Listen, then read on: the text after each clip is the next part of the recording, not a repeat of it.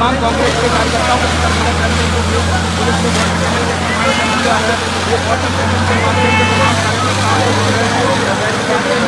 गिराया जा रहा है और कार्यकर्ताओं पर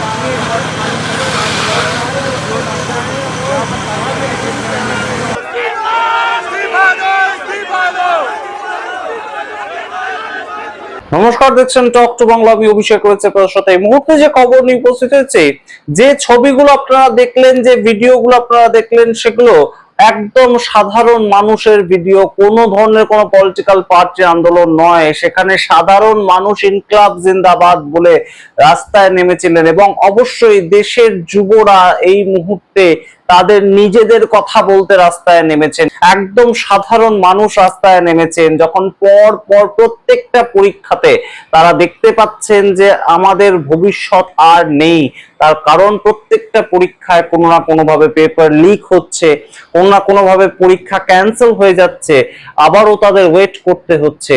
সেই জায়গা থেকে রাস্তায় নামছেন মানুষ। এবং আমরা যে খবরটা এই মুহূর্তে প্রস্তুত করছি সেটা উত্তরপ্রদেশের খবর, অর্থাৎ সম্পূর্ণভাবে যোগী আদিত্যনাথের রাজ্য, ডবল ইঞ্জিন স্টেট। এবং সেখানে কয়েকদিন আগে আপনাদেরকে জানিয়েছিলাম এসএসসি পরীক্ষা সেটা ক্যান্সেল হয়ে গিয়েছে। এই মুহূর্তে আবার আপনাদের জানাচ্ছি ইউপি সাব ইন্সপেক্টর পরীক্ষা, সেখানে পেপার লিক হয়ে গিয়েছে এবং তার সঙ্গে লেকপাল একটি পরীক্ষা হয় সেখানে, সেটাও ক্যান্সেল হয়ে গিয়েছে।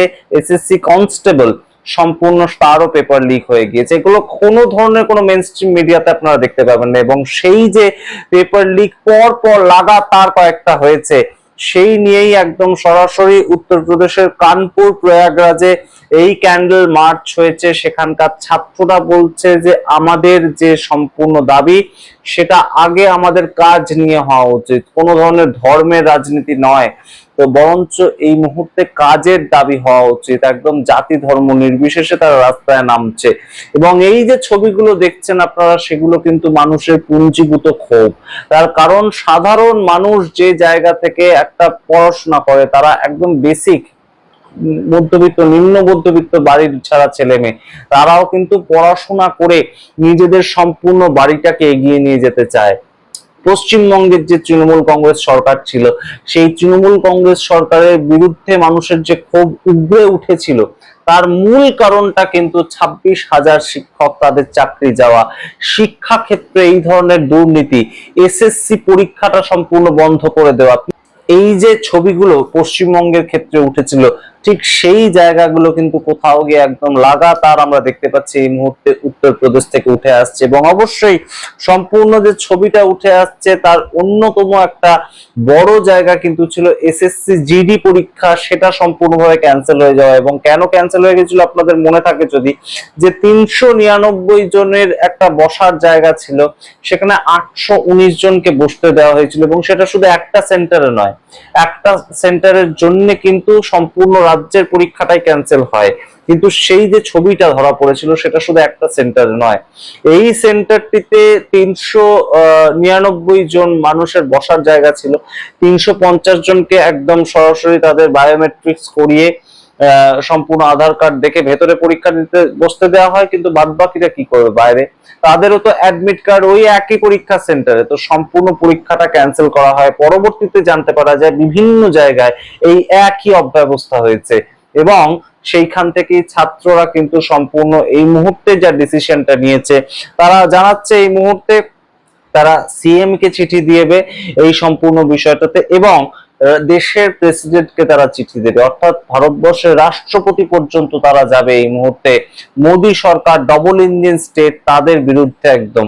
তো এই যে সামগ্রিক বিষয়টা চলছে, পরীক্ষা নিয়ে অব্যবস্থা, তার কারণ সাধারণ মানুষ তাদের হাতে হাতিয়ারটা কি, তারা লড়াই করবে কিসের সঙ্গে? এই যে মূল্য বৃদ্ধি, এই যে পেট্রোল 114 টাকা দিয়ে কিনতে হচ্ছে, কেরোসিন 110 টাকা দিয়ে কিনতে হচ্ছে, এটার বিরুদ্ধে মানুষ যে লড়াই করবে, যারা সাধারণ বাড়ির ছেলে মেয়ে, তাদের হয়তো পলিটিক্যাল ভাবে একদম বিজেপির তারা সমর্থক, কিন্তু তারা তো সাধারণ বাড়ির ছেলে মেয়ে, তাদের হাতে রোজগারটা আসবে কোত্থেকে? তারা কিসের ভিত্তিতে সংসার চালাবে? তো সেই জায়গাটার ভিত্তিতেই কিন্তু তারা একটা সামগ্রিক যে বিষয়টার প্রতি নজর দেয় যে আমরা পড়াশোনা করব এবং মোটামুটি একটা 30, 32, 35 হাজার টাকার চাকরি আমরা পাবোই এবং সেই চাকরিটা পেয়ে আমরা আমাদের সংসারকে এগিয়ে নিয়ে যাব। কিন্তু সেই জায়গাটা তো একদম সরাসরি টোকা খাচ্ছে। সেই জায়গাটা কোনো মতেই তো একদম মানুষের যে মূল ভরসার জায়গাটা সেটাই তো সরকার দিতে পারছে না। যে তিনি যে পরীক্ষাটা দিলেন, পরীক্ষাটা দিয়ে তার রেজাল্টটা চেক হলো এবং তার খাতাটা চেক করে তিনি চাকরিটা পেলেন, এই যে জায়গাটা সেখানেই তো মানুষ ধাক্কা খাচ্ছে। কিংবা তিনি চাকরি পেলেন না, তিনি আবার পরের বছর পরীক্ষা দেবেন, সেই সুযোগটাই তার হাতে থাকছে না। একজন মানুষ একটা পরীক্ষা দিতে যাচ্ছে, সেই জায়গাটাতে পরীক্ষাটা হচ্ছে না। আপনারা এখন শুনলে হয়তো অবাক হয়ে যাবেন, 2022 সালের WBCS পরীক্ষা, WBCS অফিসারদের যে রিক্রুটমেন্ট হয়, সেই 2022 সালের WBCS পরীক্ষার প্রিলিমিনারি যেটা পশ্চিমবঙ্গের ক্ষেত্রে, সেটা সামনে কয়েক মাস পরে আসছে। সুতরাং আপনারা বোঝার চেষ্টা করুন, 2022 সালের WBCS এর প্রিলিমিনারি পরীক্ষা সেটা 2026-এ এসে হবে। এই ধরনের একটা পর্যায়ে চলছিল পশ্চিমবঙ্গে এবং সেখান থেকে কিন্তু সরকারের পতন হয়েছে। সুতরাং শিক্ষা, সুতরাং কাজ, এগুলো কিন্তু মানুষের বেসিক দাবি, মানুষের বেসিক চাবিকাঠি। মানুষ একটা সোসাইটির থেকে আরেকটা সোসাইটিতে উত্তীর্ণ হয় শিক্ষার মাধ্যমে। মানুষ একটা স্ল্যাব থেকে, ইকোনমিক্যাল স্ল্যাব থেকে আরেকটা স্ল্যাবে উত্তীর্ণ হয় শিক্ষার মাধ্যমে। এবং সেই জায়গাটাকে যদি কোনো সরকার টোকা মারে, তাহলে সেই সরকার কিন্তু একটু হলেও দুলতে একদম বাধ্য হবে। এই ছবিগুলো কিন্তু একদম সরাসরি সেরকম ভাবে উঠে আসছে। প্রয়াগরাজ থেকে এই মুহূর্তে আন্দোলন আসবে লখনৌ চলো, এবং সেটা সারা উত্তরপ্রদেশ জুড়ে। আপনারা জানেন উত্তরপ্রদেশ সবচেয়ে বড় স্টেট ভারতবর্ষের, এবং সেখানে যদি এই ধরনের আন্দোলন তৈরি হয় তাহলে অবশ্যই এই মুহূর্তে কিন্তু সেটা বেশ খানিকটা ভাবতে বাধ্য করবে উত্তরপ্রদেশের যারা রাজনৈতিক কর্মী রয়েছেন, যে কোনো দলের রাজনৈতিক কর্মী সবাইকেই। কারণ বিরোধীরা এই বিষয়টাকে নিয়ে যেমন মুখ খুলবে, অখিলেশ যাদব এই বিষয়টাকে নিয়ে যেমন মুখ খুলবে, ঠিক তেমন ভাবেই এই সামগ্রিক বিষয়টা নিয়ে কিন্তু সমস্ত দিক থেকে, সমস্ত যে সেক্টরের মানুষজন, যে কোনো ইকোনমিক্যাল ব্যাকগ্রাউন্ডের ভোটার্স, তারা কিন্তু এটার দ্বারা প্রভাবিত হবেন। কারণ একটা পরীক্ষার পেপার লিক হয়নি, পর পর এসএসসি জিডি যেটা, সেটা যেমন ক্যান্সেল হয়েছে পেপার।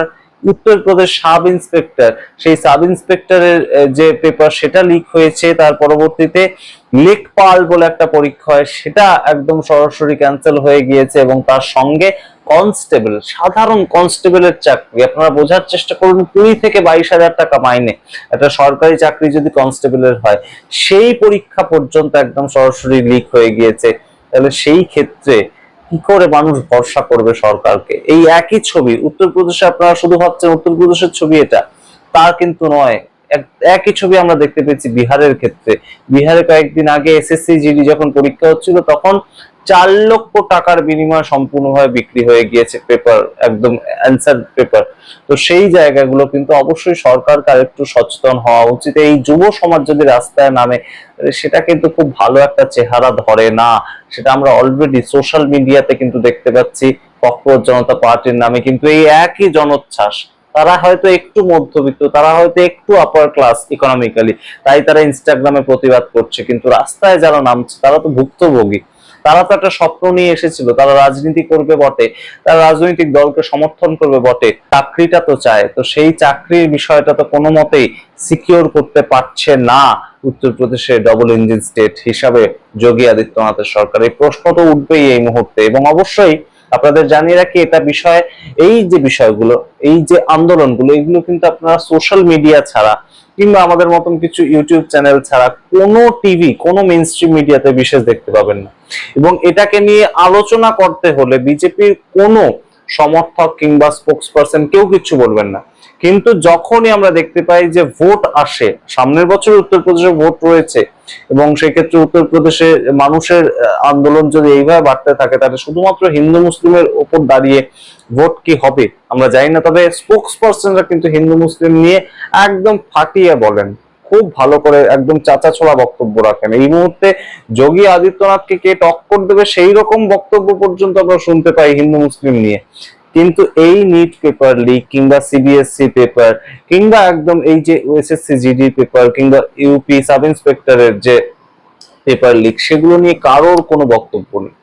কিন্তু আন্দোলন কিন্তু রাস্তায় হচ্ছে, আন্দোলন কিন্তু একদম রাজপথে হচ্ছে। 12ই জুন লখনৌ চলো, সেই ধরনের একটা আন্দোলন পর্যন্ত সংগঠিত হবে। সম্পূর্ণটা রাখলাম আপনাদের সামনে। আপনারা আপনার মতামত কমেন্ট বক্সে কমেন্ট করুন। দেখতে থাকুন টক টু বাংলা। অবশ্যই টক টু বাংলা ইউটিউব চ্যানেলকে সাবস্ক্রাইব করতে ভুলবেন না। ধন্যবাদ।